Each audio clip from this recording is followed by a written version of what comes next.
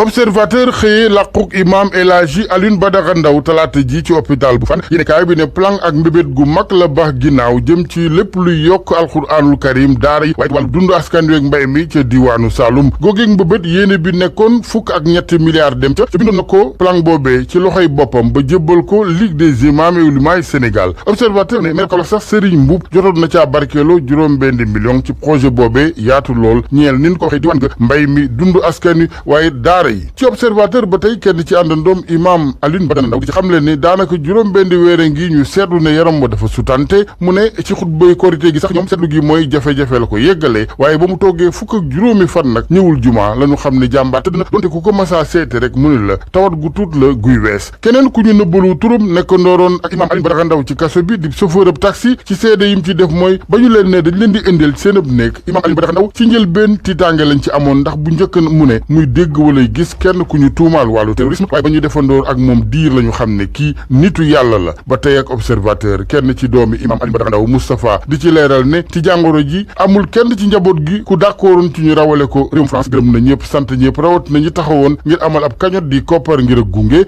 waaye lañu bëgg rek ñoom njaboot gi di ko laaj mooy ñu sàmmal ko moom imam El Hadji Alioune Badara Ndao sàmmal ko ndoonu li mu gënoon bëgg muy alxuraanul karim ak sunna source aané ku daan sàmm ak aar dëgg l'islam dem na ay du yem ci boppu boorom coowal soxna si doon mucc ca Kédougou ca jaare fa faatu les échos ne juróom-benni fan yenu def garde à vue waa kër docteur tax nañu tëj bloc opératoire di bërëb ba ñuy opéré juróom-benni soxna yu doon mucc ñu rawale leen Tambacounda ñett fan wasin ca yoon wa ñaari liir ya ñëwaale wunu bakkan kenn ka ñu yóbbu réanimation taxul sames taxaw ñetti fati gréew la ñu dogal coow wala njuumte yi faral di am nag ci paje mi ak kër docteur ak na muy teere ji lu bari ci wàllu yoon enquête ne paaka ñaari boor la de mun na saafara waaye mun na gaañ Amadou Khomini Camara xam-xam ci wàllu yoon ci ni kaay bi di ci leeral rek ne docteur bi moom amul obligation de résultat maanaam wareefam du am résultat léegi waaye moom wareef la fa obligation bi ne mooy ci taxawu geeg jumtukaay rapport ordre des médecins nag bi ñuy def lu tënk yoon mu ne yéene kaay bi di enquête ne am na nag ñuy jibalab xalaatu tribunal spécial tribunal bu nu jagleel koot waa kër docteur ni munu amee ci militaire yi bés bi le jour moom dem ba Kédougou jàpp ne soxna yi foofee ñu révolté mer fépp ñaaw lu ñu ne anam yéen leen di dalale ca l'hôpital yi soxna yi kenn ci ñoom jëwriñ ji nu dénk wàllu jënd ak njaay Assome Aminata Diatta direct news moom di xamal ne donte mu ngi artu yoon commerçant yi ba tey daa mel ya yëf yu amul saafara faju ca dara ndax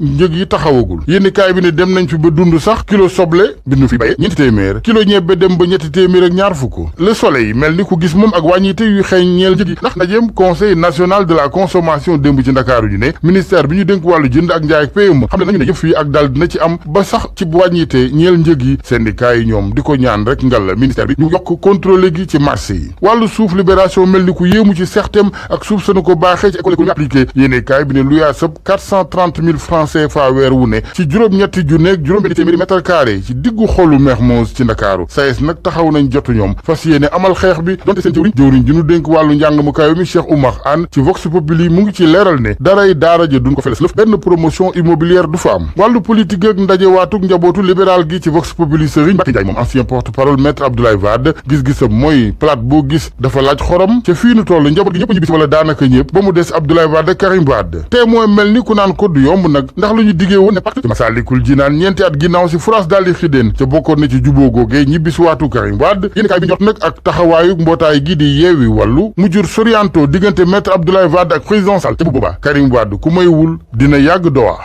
Ndayan Lagos International NC Assurance TDST Touba Darou Salam Karo Eau Kayar ndox mi neex te sell Gambrendi et la Beauty Malaysia Yumo Home Choice Sénégal ak marque bi di Total Tools ñoo leen doon may li ci yéenekaay yi. jërëjëf Hadj Assane Gueye mbokk yi jërë ngeen jëf ci ànd beeg rajo Futur Média xibaar yi fii lañ ci yem ak yéen dafa pàttali ci li ci gën a fës ñaari doomu réew Mali la ñu faat ca Médina Chérif ma nga ca département bu Kolda am na benn doomu Sénégal bu jëlee ay gaañu gaañu yu métti ci xeex bi doxoon diggante ay nappkat yi rëbb ak ay rëbbkat càccum jën la ñu ne moo waral problème bi. mbirum Doura Diallo SAMES di xappatiwaat ñetti fanu grève tey la ñu koy tàmbali sax atte bu jaar yoon la ñu bëgg ñu atte seeni ñooñu ñu teg loxo ca Kédougou ministre de la santé di docteur Marie Khemesse Ngom Ndiaye mettit lu li xew jàlle njaboot yi waaye addu benn yoon ci kàddu yi borom këru Doura Diallo mbënd mi ci banlieue bu Dakar cité Mari ca Kër Massar ba tey ma ngay tëmb askan wa ne sonn nañu plan Orsec la ñu bëgg ñu andil leen SAES tànk yi mu taxawee mooy boycotté ndorteelu année universitaire bi li leen jotaleek nguur gi mooy suufas école supérieure d'économie appliquée bi ñu bëgg a jël jox ko benn privé te waxtaan amu ca kenn waxu leen dara loolee moo leen ci metti am na it benn doomu Sénégal bu jëlee ay gaañu-gaañu yu metti ci xeex bi doxoon diggante ay nappkat ak i rëbbkat càccum jën la ñu ne moo waral problème bi leeral yeeg Abdoulaye Diallo. ay rëbbkat ak ay nappkat ñoo xeex bu méttee métti ca Saare Demba Modou dëkku kaw bi bokk ci goxu Médina Chérif biir département bu Kolda bi la xeex daa waral ñaari nit ñàkk ci seen bakkan ci kaw nappkat yi ak benn rëbbkat bu si jëlee gaañu-gaañu bu méttee métti lépp a ngi doore ci affaire sàccum ay filet de pêche ay yoon yu bëre nappkat yi dañu daan gis ne dafa daan am kuy ñëw sàcc seeni filet de pêche saa biñ ko laale ci biir dex bu seeni dëkk démb ginnaaw bi ñu laale seeni filet de pêche yi ca boobu dex dañoo nëbbatu feneen ngir jéem a xam kuy jël saa su ne seeni alal la ginnaaw biñ fa nëbbatoo ay waxtu yu bëre la ñaari rëbbkat yi yegsi ci béréb yi te ku ne ci ñoom mu ngi yoroon ngànnaay noone la ñu bëggee defaat li ñu yàggoon a def ci la nappakat yi gën fi ñu nëbbatu woon ñu daal di jàpp seeni sàcc yi looloo jur xeex bu tar diggante ñaari camp yi benn nappakat bi daal di gaañ benn rëbbkat bi ci bopp bi gaañ-gaañ bu méttee métti ab gaañ-gaañ bu méttee métti noone la beneen rëbbkat bi jël ngànnaayam ngir rey ñaari nappkat yi RFM Kolda Abdoulaye Diallo. Abdoulaye Diallo ñu des foofule ba léegi ci zone sud defale ca Ziguinchor ca Mbangoon rawatina am na ndaje boo xamante ni daal danañu ko defee ci accord de paix ñu xaatim ngir jàmm dellu si foofule ca Casamance diggante fippu Casamance yi ak nguurug Sénégal ñu fas yéene rek sukkandiku ci accord bi nga xamante ni xaatim nañu ko ca Bissau ñu xool rek nan la ñuy def ba wéer ngannaa yi ndax loolee bokk na ci accord boobule daañ ci dellu si waat ci sunu xibaar yi diggi njolloor gi ak suñu ndaw la Fadi Lamine Ba juróomi simili moo bootu ci juróom-ñetti waxtu. wax lu ñeel njàng meek njàngale mi ñi nga xamante ni nag ñoo di waa SAES tànk yi ñu taxawee mooy daal di boycotté ndorteelu année universitaire bi ba noppi paralyser système universitaire bi li leen a jotaleeg nguur gi nag mooy suufas école supérieure d'économie appliquée bi ñu jël bëgg ko jox ab privé ñu ne loolee du dëgg di yoon ndaxte la ca jiitu mooy waxtaan da ci waroon am te ñu gis ne waa SAES waxtaan amu ci dañoo jël lépp daal di teg seen kaw loolu tax ñu ne daal duñu ko nangu benn yoon àpp nañ ko nag ba daal di paralyser lii di année universitaire bi. mbirum Doura Diallo SAMES daal di xappatiwaat ñetti fanu grève ni ki tey jii sax la ñu koy tàmbali ate bu jaar yoon daal la ñu bëgg ñu àtte seeni ñooñ yi nga xamante ni ñoom la ñu teg loxo foofule ca Kédougou waaye it ñu xoolaat anam yi nga xamante ni noonu la ñuy traité personnel santé bi bëgg nañu sax waxtaan am diggante ministère gi ngàlloo wàllum paj mi ak ministère gi ngàlloo wàllum yoon fii ci Sénégal gannaaw ñaari fan yi nga xamante ni grève nañ ko nag natt nañu maanaam daal di fa évaluation docteur Daouda Koli mooy secrétaire général u SAMES fële ca Sédhiou ñu teewlu ko kàddu yu mu dénk Bakary Konté. situation bi nga xam ne moo xew Kédougou moom mooy li nga xam ne moom la communiqué bi génnee parce que ñett tomb yi nga xam ne moom lañ ci gën a jukki génnee ko ci communiqué bi mooy ñu ngi ñaan ñu garantir ñu benn procès bi nga xam ne bu gaaw la et procès bu équitable pour mbiru Sédhiou bi kooku benn la ci mbir yi nga xam ne moom la ñu génnee ci suñ communiqué beneen bi mooy ñu jëlee disposition pour que ministère de la santé et de l'action sociale ak ordre national des médecins saa yu mbir amee balaa ñu téyee nit buy liggéey kër docteur comme ni muy xewee ci yeneen dëkk yuy respecté seen bopp ñu mu leen aviser mën a am seen ay avis ba pare balaa ñoo jël tëj ay nit arrêté tout un système ndax ci suñu communiqué wax nañ ko entre mbir mi bu mu amee ba ñun ñu tiyee ñu jàppee ay nit yépp jigéen gi nga xam ne day matu au niveau de Kédougou dañ leen référé vers Tambacounda ci diggante bi ñaari bakkan jot nañ ci faatu ay xale ndax ci évacuation donc bu ñu jëloon lu ñu war a jël ay nit arrêté leen sans pour autant concerter seen ordre sans pour autant aviser le ministère arrêter les activités carrément de soins de tout un bloc opératoire kooku wax nañ ko ci suñu communiqué ay mbir la yi nga xam ne bëggatuñu mu am beneen bi mooy ñu ngi ut ñaan mu am des concertations entre ministère de la justice ak ministère de la santé ak conseil supérieur de la Ngane Alassane nekk ci commune bu Kaolack ñu bëri taalibe yu bëri ñoo mobilisé rek gunge ko ca këram gi mujj googule seede yëpp daanaka benn la ñu wax moo di Sénégal ñàkk na kilifa diine gu am solo gu amoon dayoo rawatina koo xamante ne xeexal na l'islam fu ne Pape Diaw Imam Alioune Ndao daal dina ko yokk ci cimetière yu Ngane Sayer mbooloo mu takku nag ñoo ñëwoon rek daal di koy gunge ci këram gu mujj Mouhamed Kébé doon xaritam dinu xamal ne bis bii rek day wone ne Imam Ndao mission fii ci àdduna bi daal dina koy matale. mission am ñëpp xam nañ ko mission mooy defar doomu aadama jàngal nit ñi yar leen jox leen jikko yu rafet loolu moo nekkoon mission ci la nekk ba xëy woyu ji borom waaw loolu moom yaakaar naa ñëpp xam nañu ko moo tax damay wax ne moom faqidul umma la maanaam xeet wi yëpp ko ñàkk ngir taxawaay bu rafet nga xam ne moom la amoon ci diine ji. Fa Cissé doon taalibe doon koo xamante ni tamit ku jege Imam Ndao la mu jafe woon lool ci moom mu génne ay kàddu waaye moom mi ngi ñuy xamal ne kii fi jóge ku amoon vision la. moom ni mu doon gisee ak ñu bëri ni ñuy gisee dafa ute visionnaire la man bi ma ñëwee si moom comme ça di jàng ak affaire yu mel nii dama ñëw mu ne ma yow jàngal français c'est-à-dire maanaam daara ji ku nekk day jël maanaam mu dugal la ci loo xamante ne nii maanaam ni mu lay formé man daal imaam daal c'est-à-dire boobu xam looy wax. mu ñëw fekke si woon rob bi dàmbooj di xamle ne Sénégal gépp ñoo daal di ñàkk Imam Alioune Ndao. ñàkk nañ ku rëy ñun Sénégal am nañ tiis wu rëy tey ku ne jóge na fi mais tey kii fi jóge ku sori ci sénégalais la ku sori ci diine la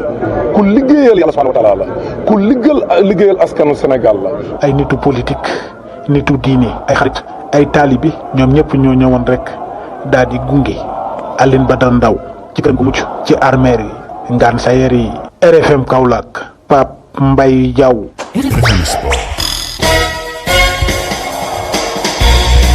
Youssouf Boñoon nga leen ñu. dafay Barthélémy Ngom di nuyu ñëpp. ok sport bi ñu tàmbale kook wàllum football tournoi UFOA ñi nga xamante ni amaguñu ñaar fukki at Sénégal dem na demi-finale. dëmb gaynde yu Sénégal kon seen Nouakchott ci seen match bu mujj seen groupe ñoo daan Gambie benn bal ci dara penalty le capitaine bii di Samba Diallo dugal moom mi nekkoon attaquant Dynamo de Kiev fële ca Ukraine ndam bi taxoon ba Sénégal jël place bu njëkk ci groupe am jiitu Gambie mi yor raaya bi. demi-finale yi kon ajuma 20h30 Sénégal dina daje ak Mauritanie mooy dalal kon CAN bu lii di tournoi UFOA bi beneen demi-finale bi diggante Mali ak Gambie lay doon 17h30 ñaari équipe yi finalu dinañ qualifié pour kon teewal UFOA A ci CAN U20 bi di ñëw. te football ba léegi ñu dem ca Europe tey la ñu yeggali première journée wu Ligue des Champions. ci groupe C ñu xaaral di match bu am solo bu 19h jotee diggante Inter Milan ak Bayern Munich. Sadio Mané kon bi ma doon match am bu njëkk ci Ligue des Champions ak clubam bu bees bi FC Barcelone mooy dalal équipe tchèque bi di Victoria Plzeň match bi kon 19h lay doon ci groupe D bi Tottenham bu Pape Matar Sarr dalal Olympique de Marseille bu Pape Gueye waaye OM ci match bi duñ ci am Alexis Sanchez di ko waral mooy dafa am match de suspension daaw dafa amoon carton rouge bi clubam bi di Inter Milan doon jongante 8e de finale ak Liverpool. Francfort di club Allemagne ak Sporting Portugal lay doon 16h45 heure boobule ci groupe A bi Ajax Amsterdam mooy daje ak Glasgow Rangers Naples Liverpool 19h lay doon groupe B bi Atlético Madrid FC Porto 19h Club Bruges Bayern Leverkusen démb nag ci groupe G bi Borussia Dortmund di club Allemagne moo daan FC Copenhague ñetti bal ci dara Babacar Xuma Copenhague lay joué waaye démb bokkul ci match bi. FC Séville Manchester City moo ko daan toll ci ñeenti bal ci dara jàppale ni kon kii di Haaland dugal ñaari but norvégien bi mooy ñaari fukki buyam ak juróom ci ñaari fukki match yu mu joué ci Ligue des Champions ci groupe E bi jàppale ni Dinamo Zagreb moom dafa bett Chelsea daan ko benn bal ci dara Edouard Mendy ci banc bi la nekkoon ndax Kepa moo góolu waaye Kalidou Koulibaly titulaire la woon ci défense bi. Leipzig moom démb dafa def match yu Salzbourg plutôt ak Milan 1-1 ci groupe H bi ñii di waa Paris Saint-Germain Juventus lañu daan ñaari bal ci benn kii di Kylian Mbappé moo dugal ñaari but Paris yi Benfica Maccabi Haifa ñaari bal ci dara pour portugais yi ci défense su Maccabi Haifa di club bu Israël Abdoulaye Seck fa lay joué moom mi nekkoon kon joueur Jambar ak Casa Sport nekk kon champion d'Afrique nekkoon titulaire waaye clubam bi dafa mujjee ñàkk Celtic Glasgow Real Madrid ñetti bal ci dara pour Real ñi di waa Leipzig di club bu Allemagne Donetsk moo ko leen daan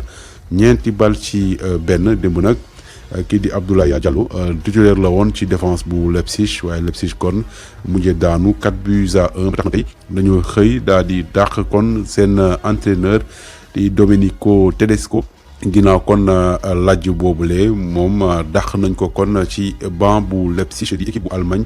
lu ñàkk ci waxtu yi di ñëw incha allah dinañu xam ban entraîneur moo koy wuutu doon kon ki tàggat Abdou Lahad Diallo bi nekk léegi ca Leipzig. waaw Leipzig mu di xibaar boo xamante ni nu ngi koy doog a jot Youssouf Bodian ñu wax ci coupe du monde gay am ca Qatar ci atum 2022 gi David Trezeguet moom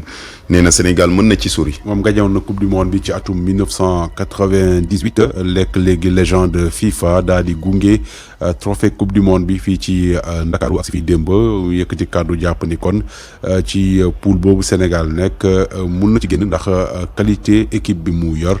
moom it ñëwaat na kon ci fàttaliku ci match 2002 bi doxoon diggante Sénégal ak France déglu David Trezeguet. Je pense qu'on est tous conscients que le Sénégal. ñëpp xam nañu Sénégal bokk na ci équipe favori ci coupe du monde bi ndax am na ay joueurs yu mag ci mit rek seen match IBK bi ñoom ak Pays-Bas waaw ñun ñëpp mën nañu xaar Sénégal France ci finale bi lu war a mën a nekk la ñu def ko comme ni ñu ko defee woon 2002 rek ci match boobu waaw Sénégal moom équipe bu jara bàyyi xel la ndax gis nañu effectif bu mu yore bi effectif bu am solo la waaye man moom match bi may tiit rek mooy match IBK bi ñoom ak Pays-Bas mais gëm naa ni Sénégal moom war na mën a def parcours bu mucc ay ci biir compétition comme ni ngeen ko waxee rek bëgg naa ñu defaat beneen match pourquoi pas Sénégal France ñu ñàkk ci finale coupe du monde bi loolu dina doon match bu neex comme nu mu amee woon ci 2002 bal poto bi moom bon day ñëw comme match yëpp rek donc ça arrive donc ñu jàpp ni jour boobu Sénégal joxe na lépp lu mu amoon bu leen fàtte ni tamit ay joueurs yoo xamante ni jom ak fu la ñoo nekkoon ci ñoom ñu nekkoon ci championnat de France lu mel ni Tony Silva Oumar Daf doonoon ay joueurs yoo xam ne vraiment am nañu niveau bu mucc ayib. Tous les atouts pour faire un très bon parcours. Mamadou Ly kon moo tekki kaddu Trezeguet keroog Barthélemy ci 2002. door nañu baar door nañu poto dara dugul. xanaa bi nag baar yi moom nay transformé wu bii rek. waaw pour Sénégal. waaw pour Sénégal. ñu jàpp ni kon trophée boobu muy fii ba tey kon tey dina dem fële ca palais de la République midi la ñu jàpp ni kon lañ koy présenté njiitu réew mi ginnaaw sax ñu yóbbu ko ci ngoon ca Grand Théâtre kon pour public bi gis lii di trophée coupe du monde mun na dem kon ci ngoon fële ca Grand Théâtre bu Ndakaaru. ñu wax ci wàllum lamb Bombardier dana dajewaat ak kii di Tapha Tine. seen combat bu mujj fukki at ci ginnaaw la 2012 kii di Tapha Tine moo mujjee gagné ci décision arbitrale ndax gaañu Bombardier am ci combat boobule nañ dajewaat nag le 12 février 2023 tax na ñaari mbir yi démb jot nañoo jàkkaarloo ñu déglu ci kon compte rendu Mamadou Ly. face à face bu jiitu diggante Bombardier ak Tapha Tine balaa combat revanche bi ñu amal 12 février 2023 Aline Gueye di promoteur di delloosi si solow combat bi. bëgg nañu exporter lamb bëgg nañu góorgóorlu ba lamb dem ci yeneen dëkk yi di organiser ay lamb ak lépp te loolu c'est faisable produit la bi nga xam ne façon bi ñu koy jaay rek la te am nañ ci ay propositions yi nga xam ne ak moom lu ñu waxtaanee li nga xam ne dinañ ko def. ancien roi des arènes bi di Bombardier si ay kaddu yu dal lool dellu si jafe-jafe ji lamb bi di jànkonteel gis ni war nañ ci amal beneen taxawaay. man maay lutteur bi gën a nekk xale bi doon roi des arènes man maa ngi dugg si lamb 97 2002 ma nekk roi des arènes ça fait 5 ans mën nañ ko vérifier si archive yëpp man maay lutteur bi gën a nekk jeune roi des arènes nañ ko yóbbu baari ba si kaw pour suñuy rakk bu ñu ñëwee fekk defar nañ image ba mu rafet donc combat bi dafa wax boppam ba pare parce que Tapha Tine c'est un guerrier man je suis un guerrier kon ñu xaar combat boo xamante ni combat bu neex lay doon. gaynde Bawol bi Tapha Tine ànd ak confiance wane ni moom pare na ci digganteem ak Bombardier fukki at ginnaaw ndamam bi mu amoon na. Bombardier moom xam na Tapha Tine. Tapha Tine xam na Bombardier daje nañu en 2012. yàlla may ma ndam si kawam. yàlla moom may ndam si kawam nag moom muy guerrier aussi. di jantal grand. bu ko neexoon tey mu ne xam nga dem seeti beneen adversaire. daje woon nañ 2012 ma gagné ko comme ni mu koy waxee. nee na bii fag taabal ji. grand yu tournaati bu bés waa ma lay windi incha allah. loolu mu ngi clear dafa leer. ab combat revanche bi nar a dox diggante Tapha Tine ak Bombardier bu ñu sukkandikoo si ñaari mbër yi dina doon combat bu neex ginnaaw victoire gaynde Bawol bi si décision médicale dimanche 24 juin 2012. Mamadou Ly kon Tapha Tine bu ci revanche bi le 12 février 2023.